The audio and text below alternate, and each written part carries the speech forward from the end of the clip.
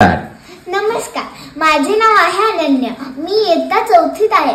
मी आज तुमच्या समोर सादर करणार आहे मराठीतला धडा मलाही हवा मोबाईल।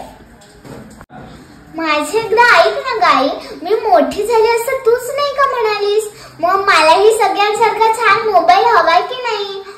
म्हणजे गरज काय त्याची?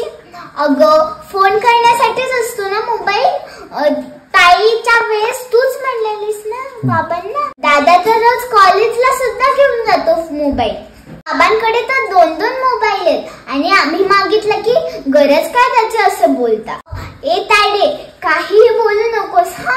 तुला जेव्हा मोबाईल भेटला तेव्हा मी काही बोलले नव्हते। दादाचा फोन कधी कधी घेते मी, पण फक्त गेम खेळण्यासाठीच ग। बोलण्यासाठी काय करायचं मग? पुढच्या महिन्यात माझा बर्थडे येतोय, मित्रमैत्रिणीला बोलायला किती मजा येईल। हॅलो, अरे उद्या माझा बर्थडे आहे, तू जरा लवकर येशील का? अगं खूप मज्जा करू आपण। हो, आताच सांगते सगळ्यांना मोबाईलवर ना। हो, या उद्या लवकर, बाय। बघ ना किती मज्जा येईल असं। ए आई, जर अचानक सुट्टी घ्यावी लागली शाळेत तर